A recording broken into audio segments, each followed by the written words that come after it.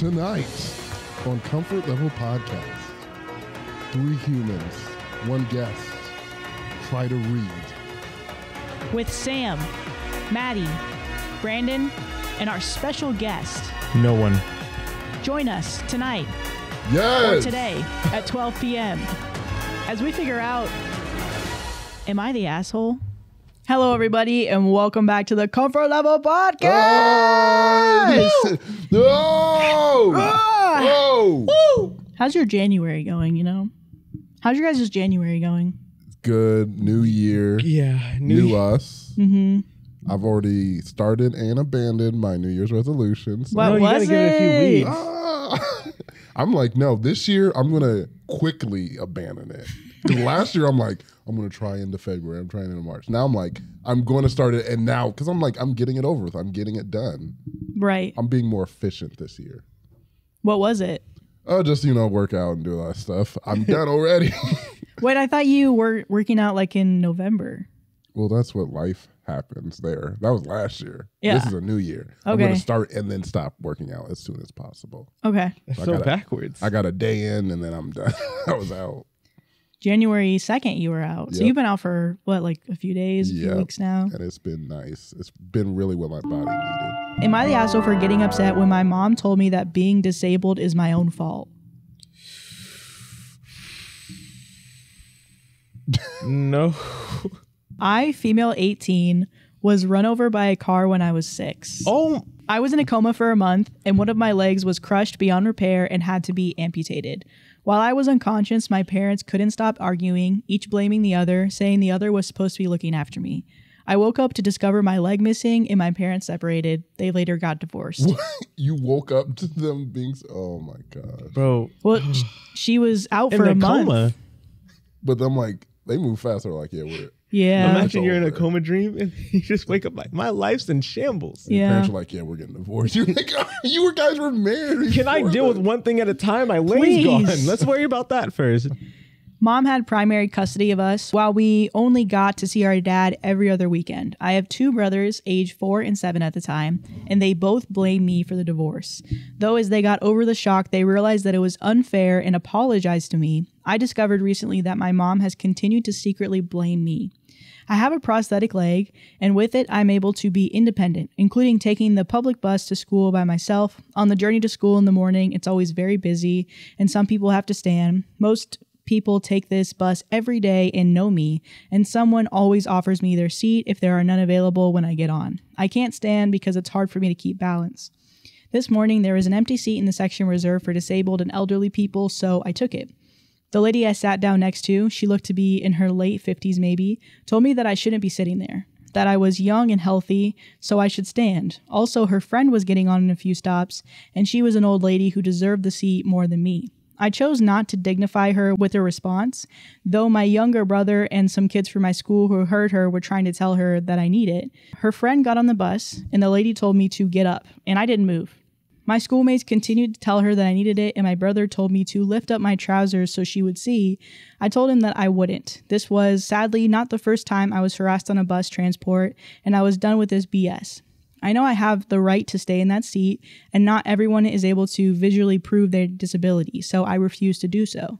The bus driver got involved and told her to stop harassing me or she would have to get off. She wouldn't, so the driver made her get off. Her friend was not made to get off. She listened to my schoolmates and tried to calm her down. When I told the story to my mom, she said that I was rude and should have given up my seat. She said that I wasn't born with my disability and I ended up like this because I was stupid and reckless.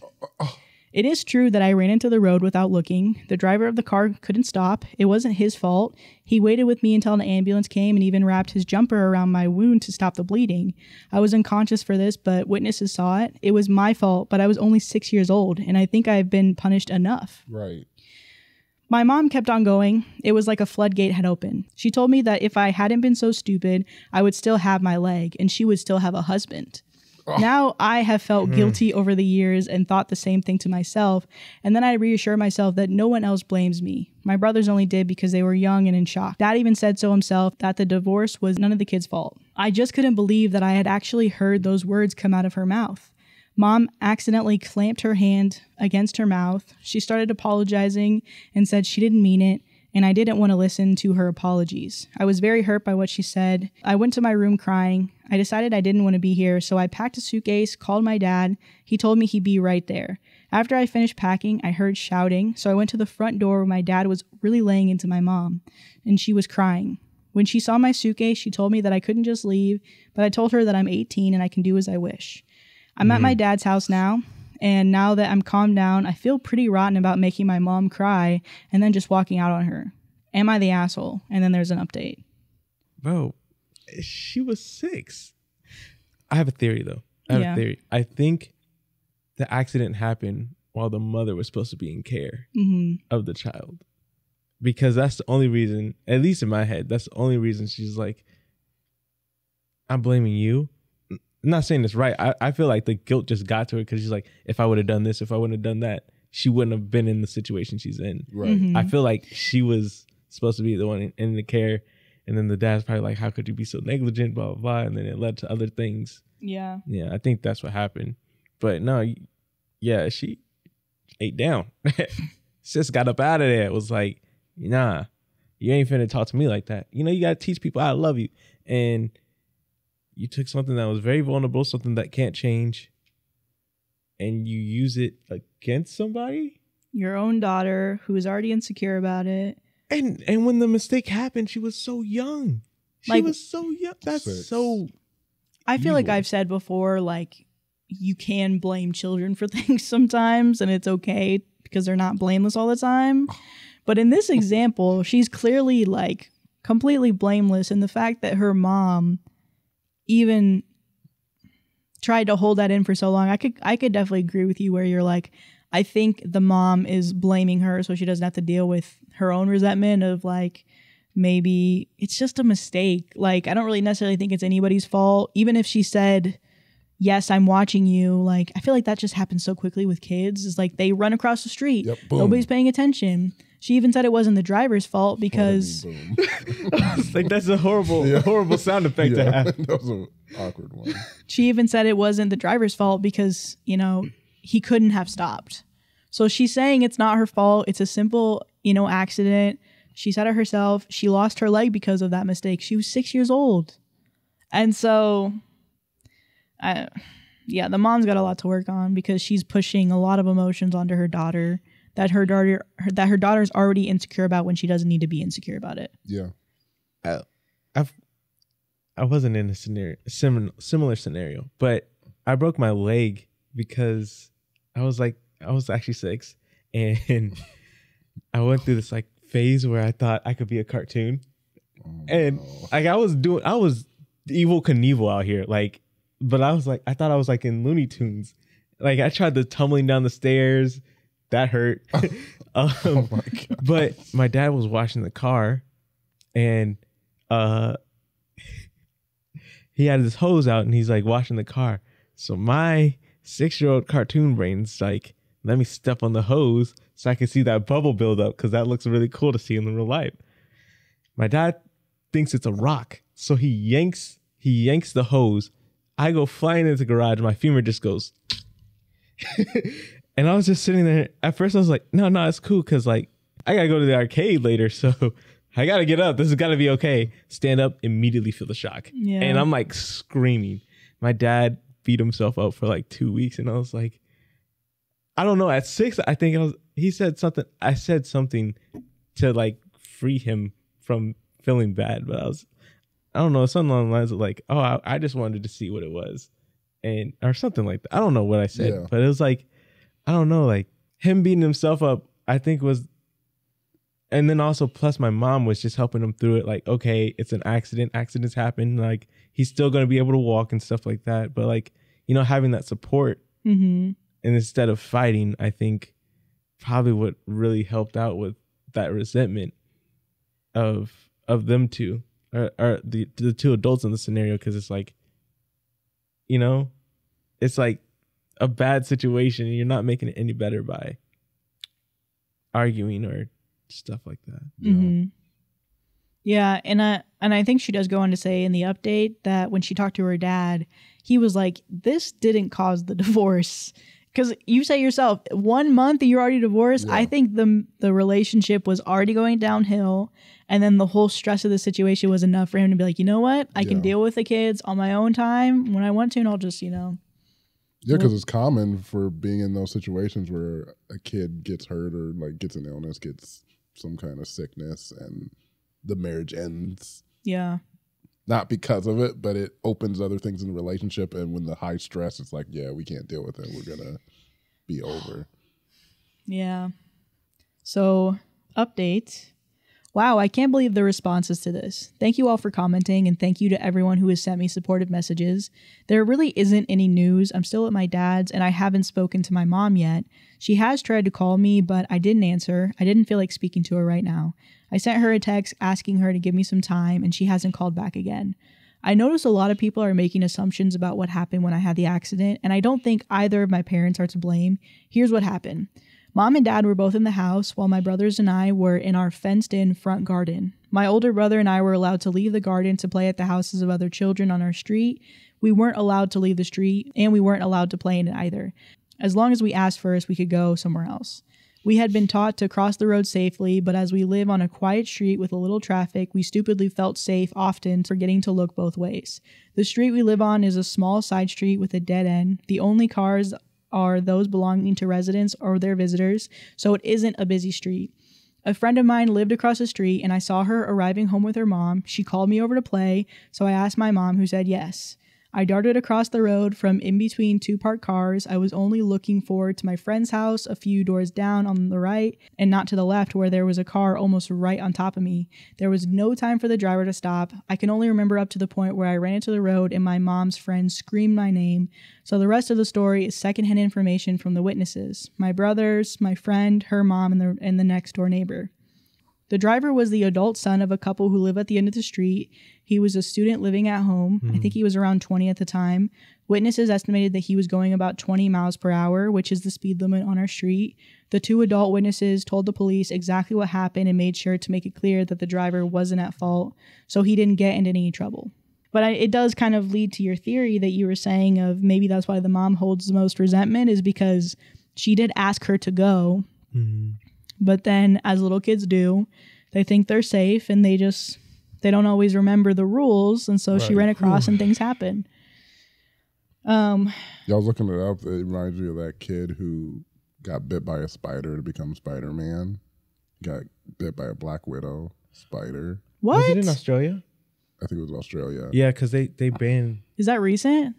So yeah, it was in the last year. Yeah, they banned Spider-Man out there. What? He thought he could get powers. Yeah. I didn't know about this at all. Yeah, and he didn't die, but he got really sick. And they're like, yeah, kids are impressionable. They'll do things like, Taking the that. most poisonous spider in the world. Bite me, bite me. I got this. I'm gonna be real powerful after this. Afterwards, he's like, I feel weird. And then he's like, oh, I don't feel good. And you're like, that's good. You're like, it's good to feel weird because he didn't feel good after. Right. He was I'm sweaty. Peter He was Parker. clammy. And then he goes to the top of his apartment. He's like, I got this. Ah!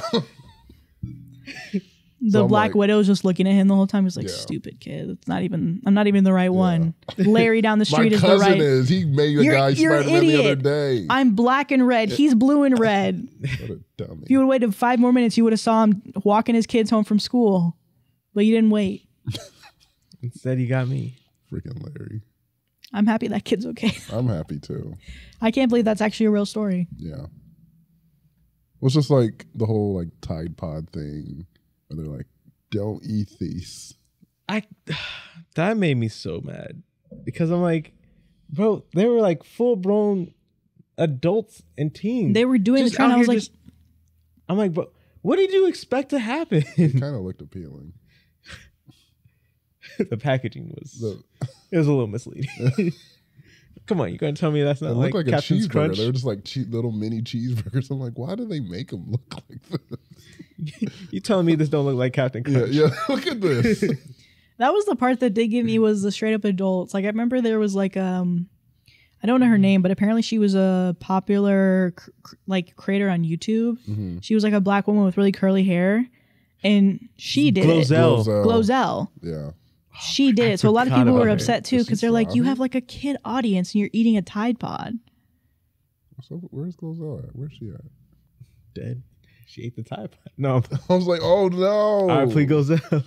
Glozell, because I it seems think like she- she'd be like a very TikTok-y person. I feel like she quit right before like Oh. TikTok got, because she was like, the character's too much for me now. And I think it was like right around the time when she did the Tide Pod thing. Wow. But it was like, Hey, shout out Glozell. We miss you. What did she do? Like, what was her character? it was just like, I don't even know. It was like Viney kind of. Yeah, it was like, she was like Like a quick comedy. character. She's like, quick comedy? Yeah, like blah. She was like a character. Yeah. Like just like big personality, but like, yeah. She wore a lot of wigs. I don't think I ever watched her. I remember I watched the guy that used to review movies, and he had like that really crazy wall background, like Falcons? not Rain Day, but Ray something. Anyway, I think I he's didn't on realize TikTok. how confused I would look at Maddie a lot. Like sometimes I'm like, what is she talking about? I get so confused. But that's life. You're like, what's the status in her brain? Like this next story. Nice. He's like, but seriously, what is No, up with what is Maddie? she saying? Forget it. No, it's fine. What is she going on about? It was just the dead silence. I was like, okay, all right. Nothing. Okay. Well, Brandon did try to help you. So, am I the asshole for correcting the woman my friend is sleeping with about her status in his life? Correcting the woman I'm sleeping with. My friend is sleeping my with. friend is sleeping with. About her status in his life. Oh. Yes. Yeah. Don't get involved. Yeah, you don't have to talk about that. People getting too involved. My longtime friend Joey, 33 male, and I, 31 female, work for a horse breeding / training facility. The job comes with a nice house that is on the property that we get to live in for free and have for 6 years. When I say nice, I mean 6 bedrooms, 4 bathrooms, dual master with a pool and hot tub. What do you call a master now? What did you say? The main? Maine. Yeah, All I'm right. still calling the master. I'm done with that. yeah, I don't care. Fine. Call it a master. Because when I buy this house, I get enough money to buy this house. You bet your bottom dollar this is the master. You're going to bedroom. buy this up from under your family? Yeah. And I'm the master of this house now. Massa? Not master. Master. Absolutely I am. Brandon's dad just comes in. He's like, what'd you say? I'm sorry, master. No. Get back out there, boy.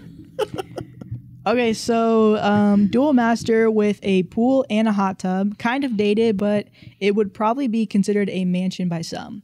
There are some catches. Basically doubles as a bed and breakfast for out-of-town clients, especially during our show season. We are expected to do a lot of cooking and entertaining there, but we both love it, which is why we stay there. I don't really date much. I'm more of an independent person by nature and a homebody. Joey is kind of the opposite. He gets a lot of disposable income and he kind of lives the playboy lifestyle when he has time. But our jobs are taxing, so we spend a lot of time just hanging out together at the house, smoking, and playing video games. He's my buddy. We spend most of the days together when he isn't on the road. He's really upfront about not wanting a relationship with the women that he sees. I do know this. Dude is on like every dating site. The issue is he will occasionally have women he sees regularly, and they sometimes will get the impression things are progressing, and I usually start becoming someone they don't like being around so much and start to ask why I live here. He's currently seeing 4 different women periodically, 2 of them quite regularly. They are aware that he does not consider it a relationship, but he also doesn't tell them when or how many others there are and kind of just avoids the topic with it. Recently, one came over, Kelly, 36 female, and he was finishing up with a client in the barn. I invited her in and got her a drink and invited her to watch TV with me while she waited for him. When we were talking, she started asking about my relationships and if I plan to move out of Joey's house. I assume she worded it that way because Joey is the head trainer at the farm, so he's kind of like the star of the show. I'm the manager, so much more glamorous, but I do make more than him. I told her it was both of our houses, not just his, and I didn't have any plans to move out. She then said, I don't know, it's just weird that at his age he would want a female roommate while he's in a relationship. I said, he's in a relationship? Her response was that it wasn't official, but they pretty much were. I told her that was news to me. That seemed to offend her. She then said, well, maybe you don't know because you aren't the most important person in his life. He doesn't have to get your permission. I said, you are right. He doesn't. I actually don't care. I'm just surprised because if I had to rank the chicks he's currently seeing, you're maybe number 2. This obviously didn't go over well, and she ended up leaving. She called Joey and things were ended. He told me that he was not aware they were basically in a relationship and said knowing that he's glad it ended. Our other friend / coworker says it was an asshole thing to say to her.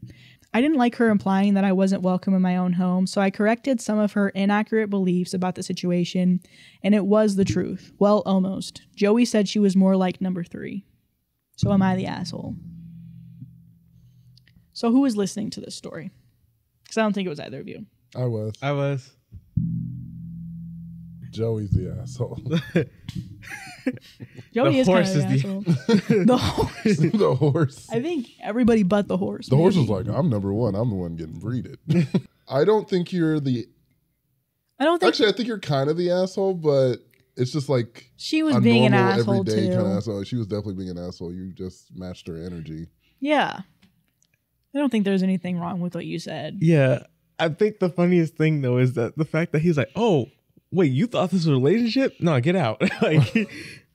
Like she was expecting such a different play out of that. And then for him just to be like, oh, yeah. Well, I thought it was a guy until she was like, right? OP is a girl. Yeah, OP is a girl. Yeah. Because she says in the beginning, she's like 2 years younger than him. 29 female or 31 female. I think he's 33. Which I don't know if that changed the dynamic to me. A man and a woman? Yeah. But like, she doesn't seem like she's sexually attracted to him. Well, not from that standpoint, from the other girl standpoints of like, exactly what she said. She's like, it's weird that you're living with a girl for so long.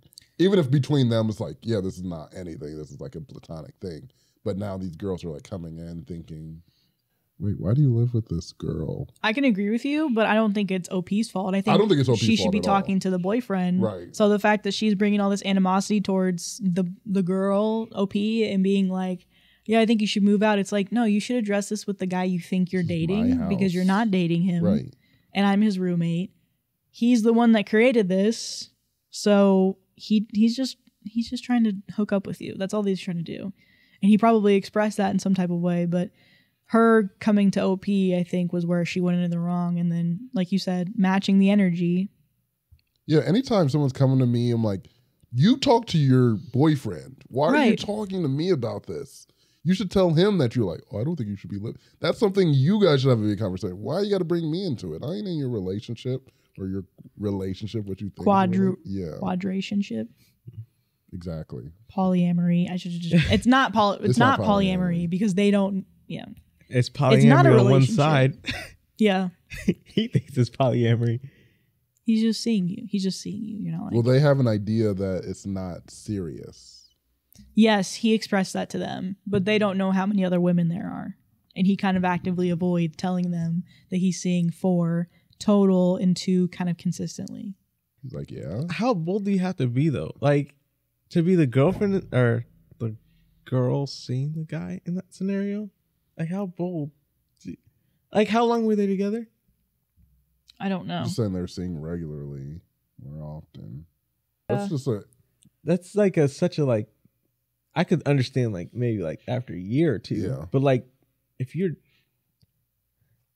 for me, seeing regularly is like maybe like a few weeks. Yeah, I don't think like you said like a time. Consistently there for a few weeks, for you just to go attack. Like, bro, like. You ain't even made it a year yet. Have you seen a Thanksgiving dinner plate? Don't say nothing then. Until you've hit every holiday, you can't say something. Bro, you didn't even make it a 4th of July. You get to President's Day, the most romantic holiday. I just thought about the president's list. You said that. Oh, the top 5, top hottest presidents.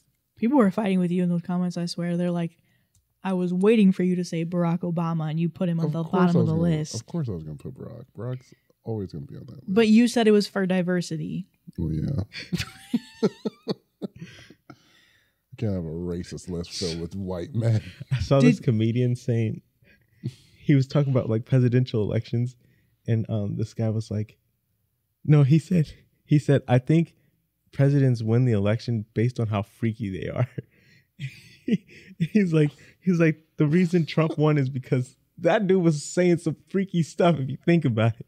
And then him versus Biden's a freak. You remember he was going around just smelling people's necks, and we were like, we don't do that, Biden. We can't do that. You got to stop. He's like, I'm old. It's fine. Okay, so let's go into the next story. I guess. Is this a no transition cast? Hey, come meet my son. Wait, didn't we do that one? No, we didn't do that one. Oh, like this next story? Hey, meet my son.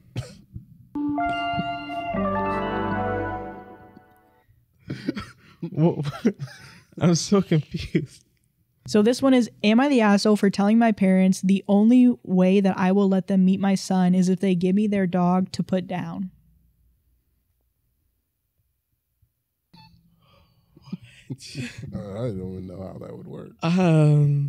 Am I the asshole for telling my parents the only way I will let them meet my son is if they give me their dog to put down?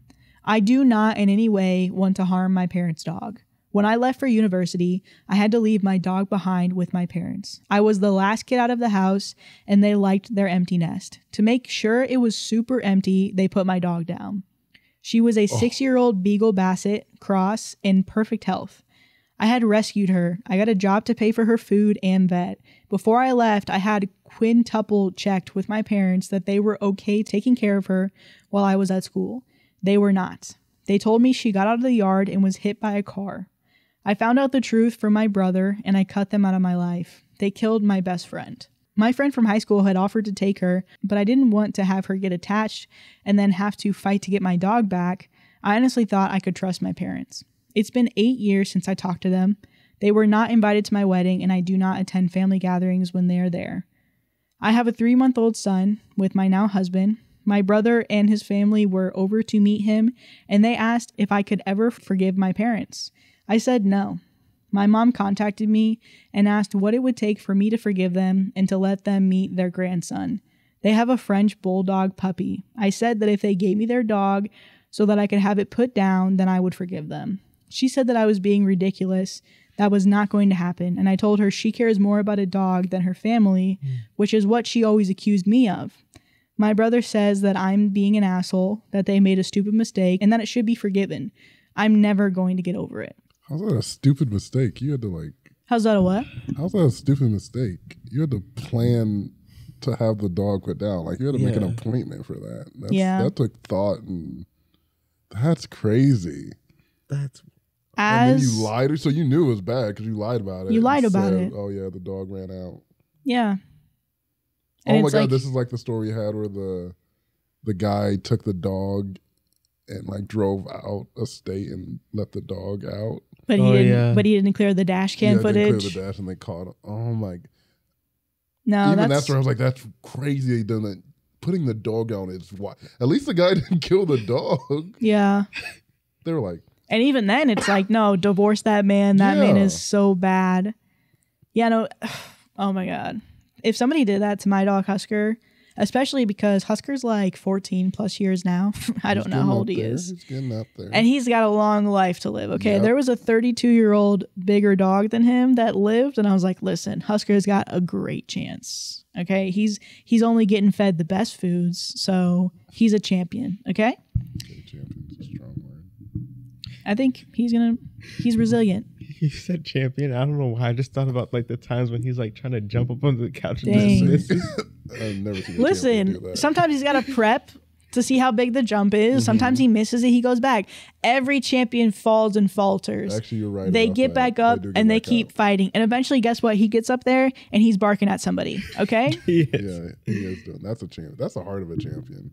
But I can't imagine if somebody at 6, when he was 6, tried to kill him because they're like, I don't want to raise the dog. That's just something in my mind that I don't process as realistic. Because it's like, okay, if I can't take care of the dog, kill it. We'll give it to somebody else, or we'll give it to a shelter. Right. I don't process why would that be your only option to be like, you got to put him down? I'm annoyed by it. Put it down. Especially after, man, that really sucks for OP because you're like, I'm asking you if it's okay. I'm going to pay for everything. I appreciate you watching the dog. If you can't, I have somebody else who can do it. Just let me know. And then you come home one day and they're like, yeah, your dog got hit by a car. And then, oh my gosh. Then to find out that's all why. Because at first I was thinking, I was like, is 8 years kind of maybe too much? And I'm a dog lover where I'm like, am I never going to see them ever again? Do I want to necessarily give them all of my time? No. Will I be at maybe some family gatherings and I don't really speak to them that much? I could see that. Yeah. But yeah, it's the purposeness. Because if their story was real, like the dog actually did get hit by a car and that's died, different. Yeah. I could see getting mad in that situation. I'm like, I gotta have some space with you. But over time, you're like, okay, I can get over it. But the fact that they lied and they did it on purpose, that's a side where I'm like, even if they're your parents, they're still humans too, and they still have to treat you like human beings. A human being would have at least told you the truth. I can't deal with this dog. What do we do about the situation? Because I want to kill it. Even if you said that, that's crazy you said it, but I'm like, at least you told them. They had the forethought. Now she can make a decision based on that, but you didn't even give her that chance. Yeah. And especially because it's like there was seemingly no remorse or regret from the parents' side. Like the whole reason why OP even said that was to be like, this is how I even felt. That you're only getting a fraction of what my mind is processing. Oh, now you love a dog? Well, imagine if I took it and killed it. Right. Like, she's like, I would never, or OP's like, I would never do it. And then their response, she like threw a response back that they must have been saying the whole time that they were avoiding, which was, you care more about a dog than you do your family. So it's like this whole time they were never able to take responsibility for, yeah, no, we really messed up. We really messed up. And I can understand if you don't want us to be in your life. It was never, because now my mind again is changing where I'm like, if you came at me with that type of attitude, like you killed my dog and then you're like, get over it. Family's more important. I'm like, I'm trying to tell you how much this dog means to me. You're like, you care more about a dog than you care about your family? Okay. Like, you're coming with that attitude? I'm like, yeah, no, I probably wouldn't talk to you either. You can miss me with that. You'll never meet anyone in my family. You don't need to meet my kid. Because you might put my kid down. Because my kid was annoying or you want an empty nest. But I don't trust you.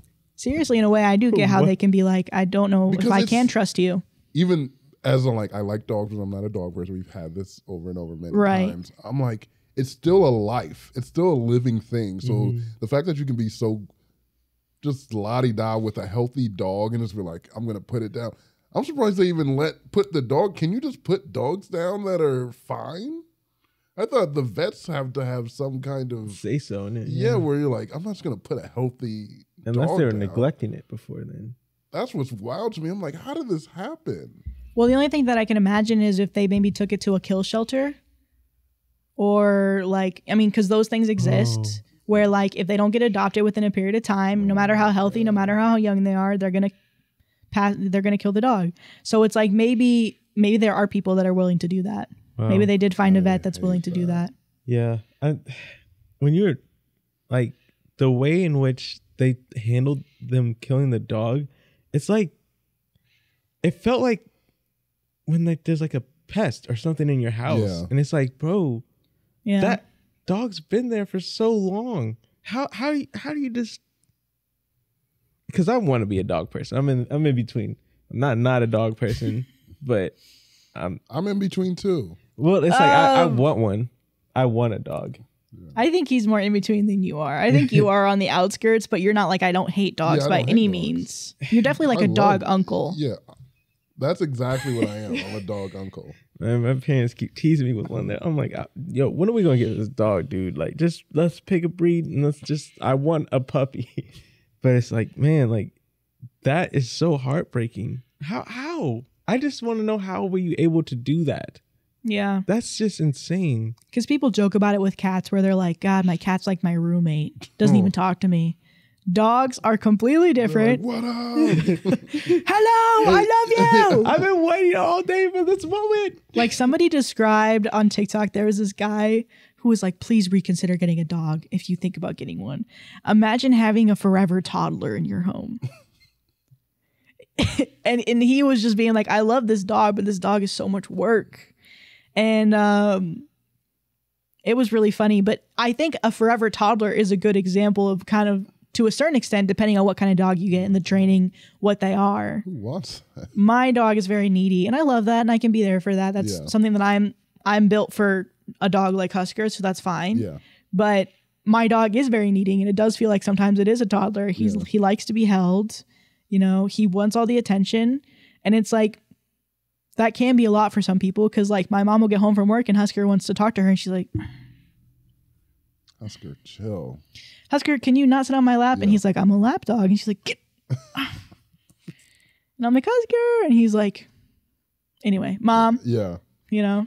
Yeah, and I take back what I said about living things because some things need to be killed. I had a rat in my house, and that was... And a bat. And a bat. They can die. They can die very long dead. Just don't kill dogs or cats, I think. Yeah. Spiders, you can kill those too. I don't kill spiders. Though. Just kill the spiders, in my opinion. Yeah. Save them? Yeah. I've done both. Like the spider we had in Colorado. That got dropped. That got dropped, so who knows where he he did get dropped. OP was just saying this just to prove a point, right? Yes. Because they say in the first line, I was never going to kill the dog. Okay. They don't want anything to do with their parents. It's done. They were kind of just being like, this is, you can hopefully imagine just a little bit of what I had to go through because it actually happened. I would never actually think about killing your dog. So. Yeah, because it reminds me of, I've been playing this game, Lost Judgment, where a woman, her son got bullied by a bunch of kids, and then the kid commits suicide because of the bullying. And so the whole premise of the story is this guy is like going like to go against bullies who've done this, and he goes to the people's parents and like, if you have a chance, like, I'm gonna help you kill the bully. And one of the women, she's like, I felt bad, like I don't want to kill anybody, but she saw the bully for the first time years later, and she went up to him and she's like, if he had like recognized who I was, because he had met before, he was like, he was sorry and blah blah blah. She's like, if he had recognized who I was, saw some remorse, said something, I wouldn't have wanted to do it. But he was just like, blah blah blah. So it kind of reminds me of this parents, just like, yes, they did this horrible thing, but you not showing any remorse. Nothing. It's been years, not wanting to apologize, say anything. That's why I can't do this. Exactly. You will not show, just say you admit you were wrong and that you're mad at, or you're sad about how it affected our relationship in all these years that we haven't. Because I'm like, at this point, if you're the parents and you really care, just say, even if you don't feel it, say like, hey, we did wrong, and apologize. Fall on your sword to show that what you did was wrong and to like maybe build some bridge. But you pretending like, okay, it's over, family's more important. I'm like, no, that's not how it works. I don't want to be around people like that. Pride will eat a mortal soul. Preach. And I feel like to a certain extent, I mean, I definitely probably have family members that are like that. I can think of one of them in my head right now, but they're not really my parents, I don't really think. I don't think my parents have ever necessarily been like that. But that actually reminds me of the show, what was I watching the other day? With Adam Eve and Invincible. Season 2 just came out last year. Yeah. And there was a scene, it's not a spoiler, but Adam Eve, she basically left in season 1 and she came back to visit her parents in season 2. And they're struggling really bad because she can create anything out of matter. And so she was helping them with groceries and if they needed stuff to be fixed, upgrades to the house. But her parents would never ask her for anything out of spite. So when she came to visit her parents, they didn't have anything in the fridge. The dad lost his job because of some superhero action. And so now he's like working at like a fast food place. And she's like, why didn't you guys tell me? I can literally create anything in the world. I could help you. And they wouldn't take it out of spite. Like she created food in their fridge. She literally created a golden apple and she was telling the mom to make the dad sell it so they can have money to pay their bills and stuff. And the next time she came back, it was all in the trash. And it was just because the parents were too spiteful, especially the dad, to be like, I need help. Yeah. and say that they're wrong. And I'm just surprised that that's way more common than it actually is. Oh, it's very common. That was it. Yeah, just even seeing that scene. You said what? We're humans. Like, it's just a natural thing. And it's crazy too, because when you do say sorry, you feel better. Yeah. Like, because then the resolve comes into play, and it's not that the situation that didn't happen, but like at least you can move on from it. Right. And they spit in your face. Oh my God. Am I the asshole for telling my wife we can adopt her nephews but not her niece? Dang. Yeah, I think it's got to be a package deal. Yeah, it's got to be a package deal. My wife's sister was recently found guilty of dealing to support her habit. She'll be sentenced next week and is looking towards a long term because this is not her first time caught dealing. She has 3 children, 2 boys, 4 and 5, and a girl, 14. No one on her family side wants to or is in the position to take the children except for me and my wife. However, I'm demanding 2 conditions. If we're going to take the children in, I want us to adopt them. I don't want 50 people looking over our shoulder trying to tell us what to do. If we're going to be legally responsible for them, I want to be able to parent them as we see fit. The second condition is that I'm willing to take the 2 boys but not the girl. The 2 boys have not had any rules in their life and are terrors, but they're still young and can be taught right from wrong.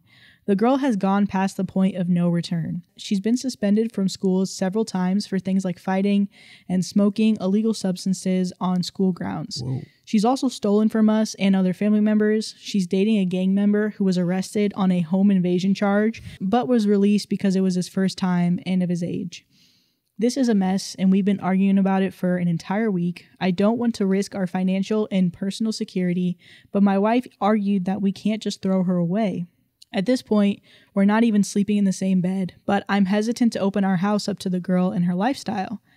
My wife argues that if we don't take her in, she'll go into foster care, but I pointed out that if we don't take any of them in, they'll all go into foster care. And then there's an update and a top comment, but I'll read the top comment first. Oh, okay. Yeah, tell me a little bit about what you think. All right. The way you said it, I thought you were going to read it right now. Yeah. She's not going to. I know. I'm just making it more confusing for. I'm gonna wait until we. Okay. Thank you. Okay.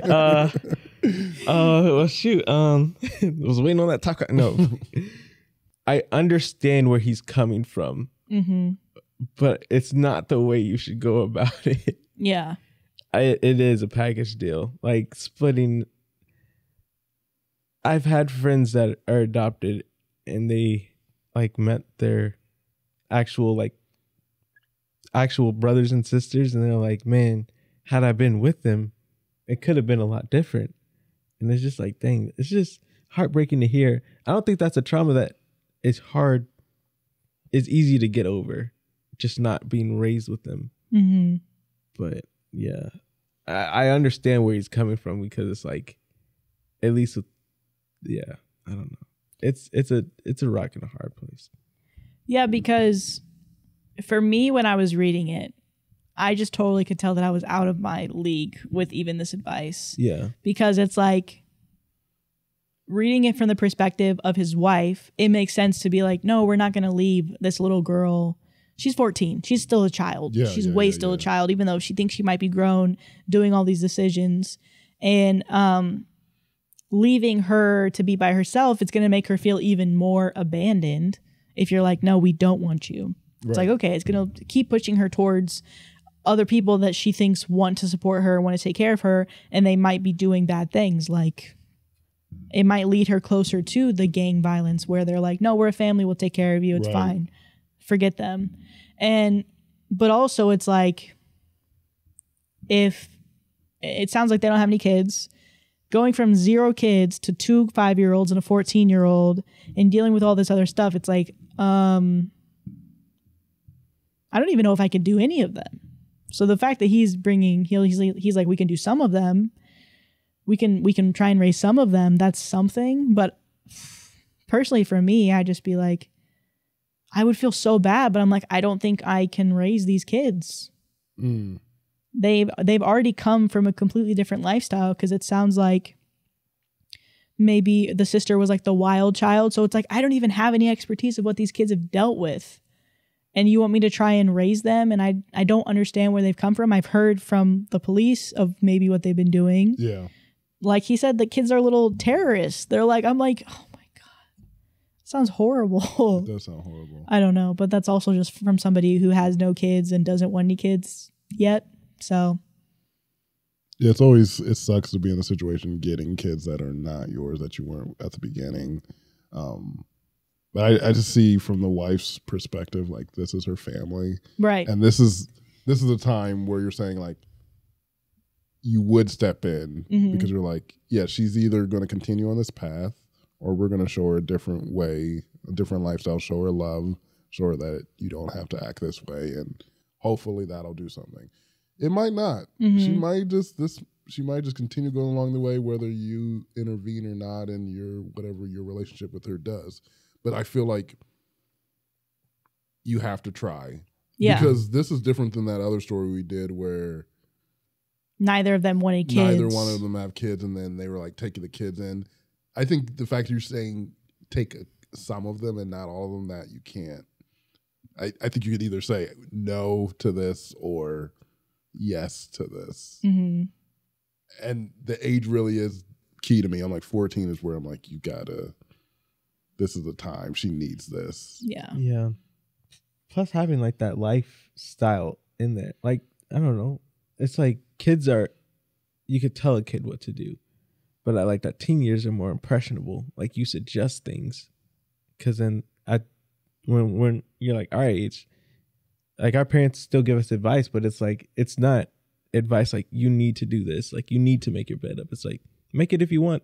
But I feel like at the age of 14, you're like, make it if you want. This is what happens if you don't. This is what happens if you do. Like, still having that example, like, in that choice, and then you get to make the choice. Yeah. So I totally agree. Like, at least try. Like, you're counting it out before it even starts. Like, who knows? Maybe she's only there because she feels like she has to be. Like, she feels like that's her only option. Yeah, her mom's been dealing drugs, and she also has a habit of drugs. So I'm like, that's the environment she's been in. You're going to give a different environment than that. And kids not only learn from what you're telling them to do, they're learning from watching you as an example. They pick up on that, and like, this is what she saw as an example. Now she has a different example. Maybe her life's going to turn around because she's seeing different examples of how to live life. Yeah. And especially when it's like the only other option is foster care. It's like, oh, okay, well, then you're completely giving them away to the system, when it's like, maybe there's some type of thing where you can work out where, yes, they might be living here, but it's like, we're not the only people raising them. It's like, maybe grandma can come in and do something on some days, where it's like bringing more of like a community type feel of like, we are going to come in and raise you because you guys deserve like a good life. You need people to look up to. You need help as you get older. You need to figure this world out. You can't just be doing it on your own, especially when you have that choice. It is a really big ask. It is a really big ask. Huge ask. It reminds me of like Beyond Scared Straight. Y'all remember that show? Yeah. But it's like, even with them, they had like the chance to like completely turn their life around, but by seeing where they would end up. But it's like, I don't know, if they were like, 13 through 16, and they were still able to, they started off as this, and then it ended up as this after that program. It's like, why don't you give yourself a little bit more credit than what you already think you can do? Because, not saying if they can do it, you can do it, but like, at least see if it could happen. Yeah.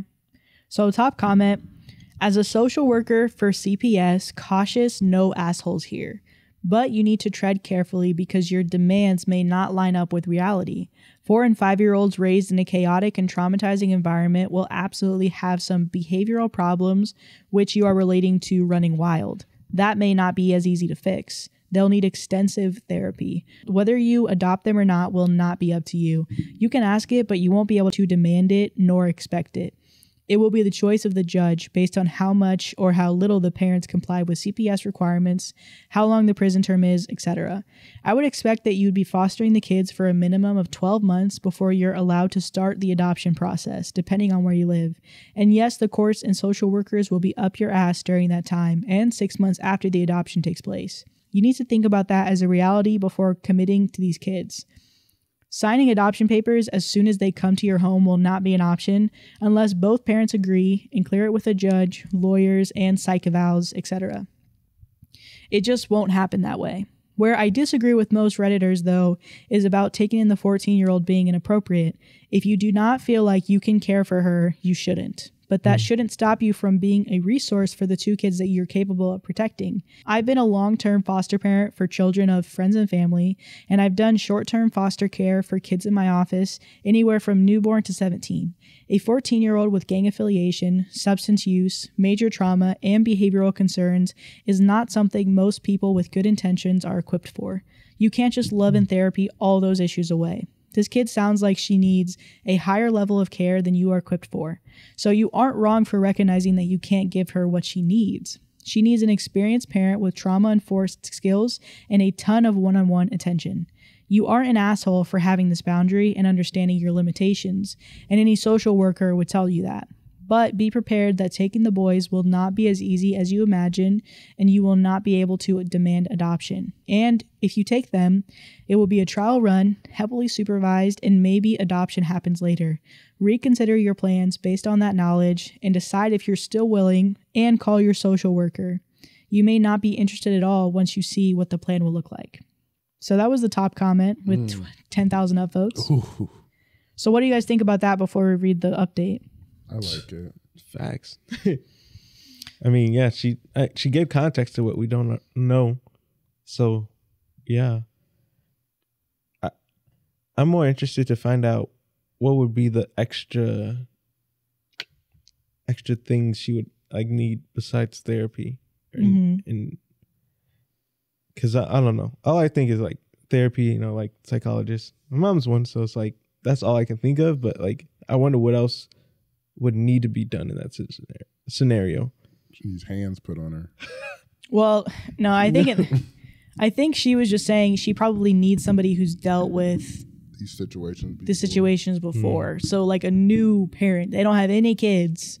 A new parent coming in is like, no matter what you might try, you're probably going to maybe push them in the wrong direction is what she's saying. Yeah, which makes sense. Update. I left out a lot of info because I was in shock and still am. We're both in our late 20s. We've been married for a little over 2 years, have no kids, and I just graduated with my advanced degree last year.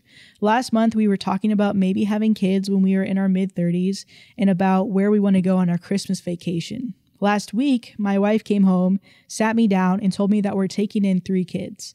I know nothing about adoption laws, CPS, or anything related to raising children, much less troubled children. I knew what was going on with her sister and was told my wife's parents were going to take the kids in. Apparently, they decided they're too old to take care of 3 kids. Of everyone in her family, we are the most financially secure and have a house, so when everyone backed out, she volunteered without asking me. That was the crux of our argument until I realized that it was happening with or without my agreement. That's when I told her that we can take the boys, but not the girls, which started another round of arguments. I have never raised any kids, so I know I can't deal with the baggage that the girl will bring into our lives. I can't begin to tell you all how shocking the whole thing is. Sometimes I feel like I'm outside, watching my life spin out of control. But I want to thank you for all of your insights, and especially but, which was the social worker, and the people working in CPS and or the legal system. Your advice is extremely helpful.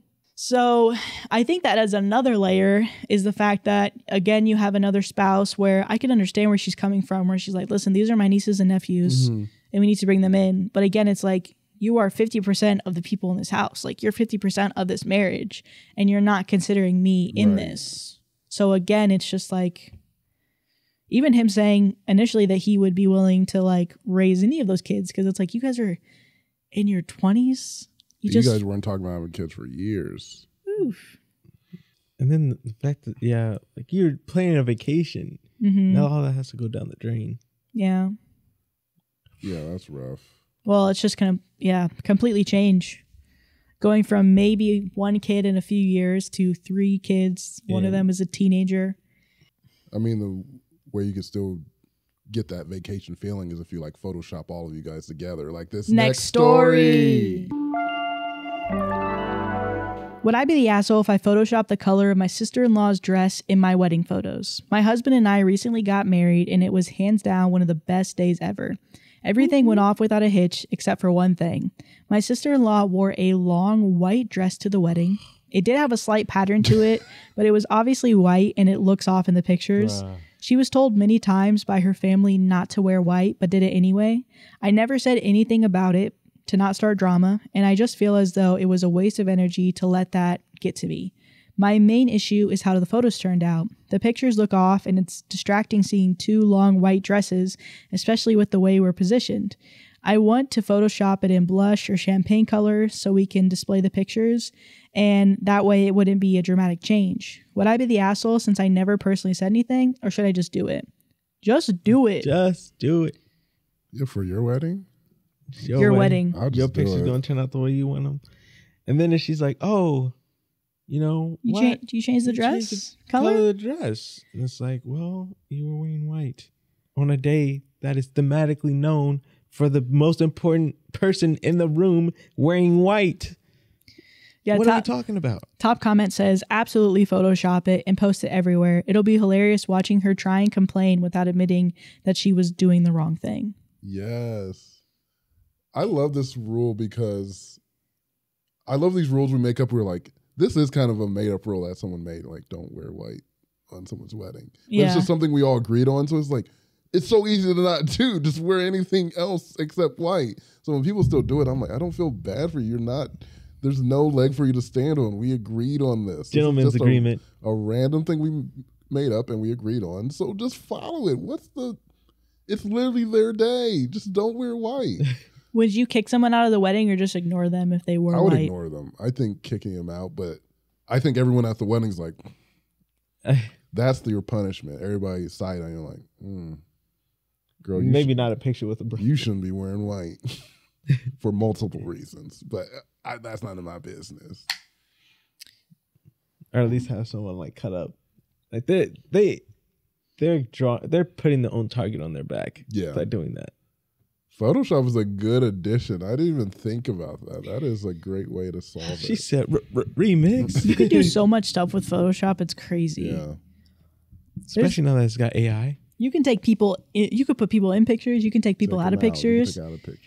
You can, there's a girl that I watch on YouTube and she literally just shows all of her edits where she's like, oh, you don't want the mother-in-law to be in there, or you don't want the officiant. Or you think you need the grass to be a little bit greener? That's no problem. I'm like, you guys are doing some crazy work. Am I the asshole for wanting to divorce because of what my wife said in therapy? I think it's a perfect time. Ooh. You learn things in therapy. Who said it? Can you learn too much? Was it you that said in therapy it's either meant to pull you guys together or break you guys apart? Yeah. Because I was in therapy with someone and it brought us apart. Really? Yeah. Wait, you're really in therapy with? How long were you with them? That's how I even got introduced to therapy. I was dating a girl for like 3 years. Oh. We went to couples therapy because of things. And basically it was like, I think like 4 or 5 sessions. We were like, oh yeah. And the therapist helped us like, yep, this is not a relationship that continue. And that's the only reason I started going to therapy on my own was because I got introduced to it through couples therapy. You like this shit? Yeah, it was. How old were you? Like 26. My wife, 37 female, and I, 40 male, got married 12 years ago. And she has been my rock. And our marriage was really good. Or it used to be really good before we went to therapy. My friend was suffering from a lot of mental health issues, and we were worried for him. He did about 2 years in therapy and is doing a lot better.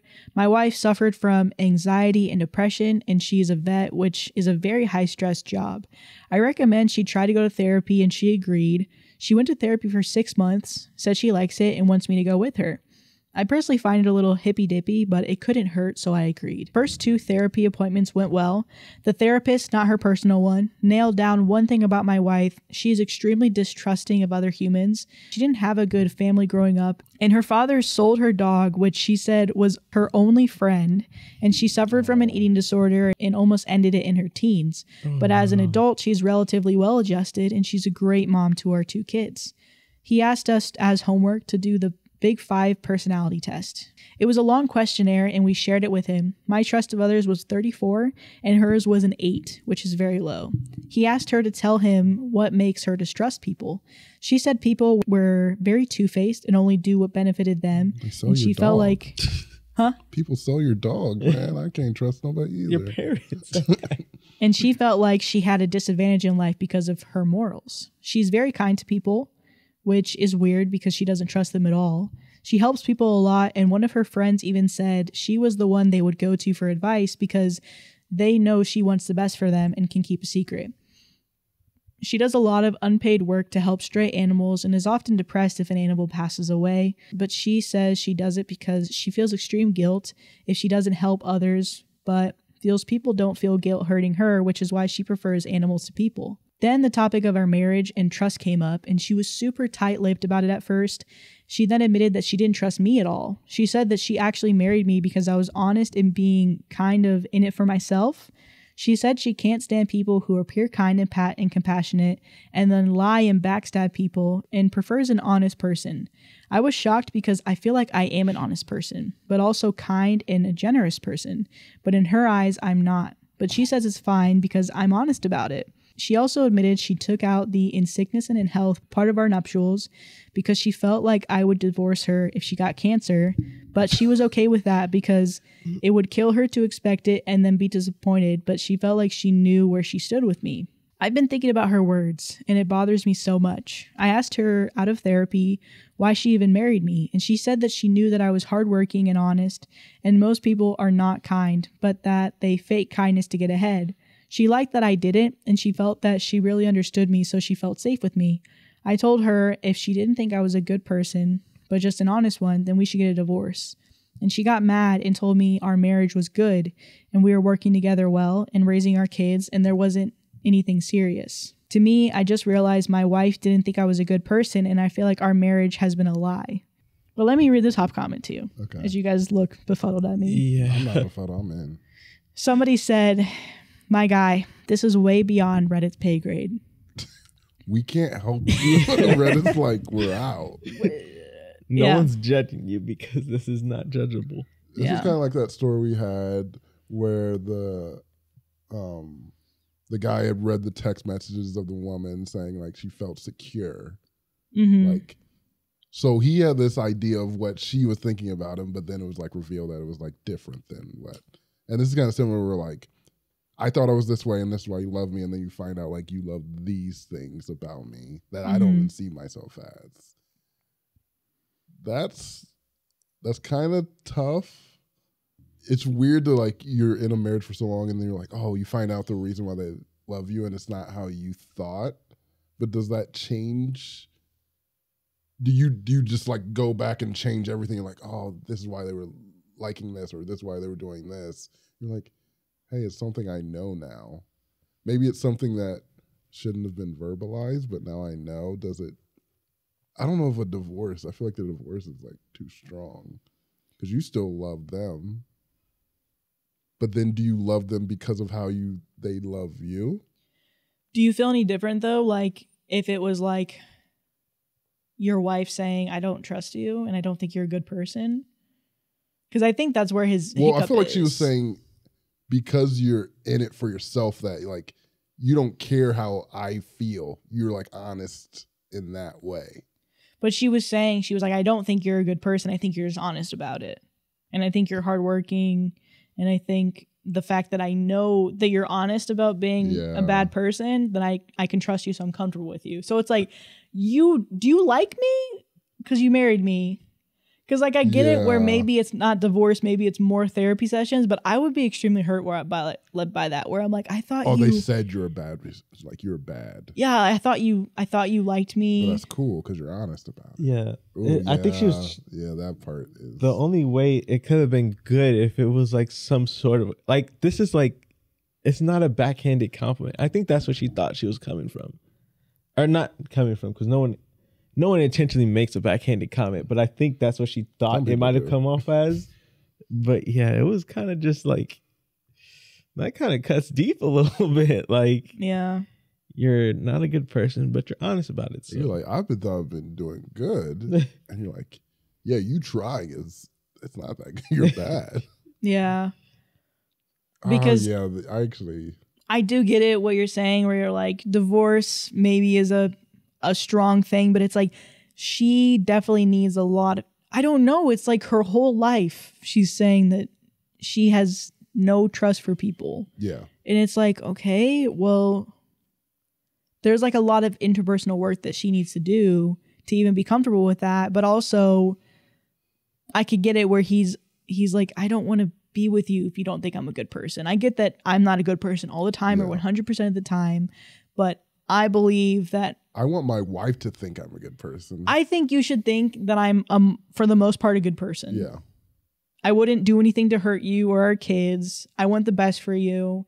And if you think that I will be selfish towards a lot of stuff in life, then I don't know if, like, Or at you don't least know trying. me. You don't know me. At Yeah. least trying. Like you don't even have to think he's a good person.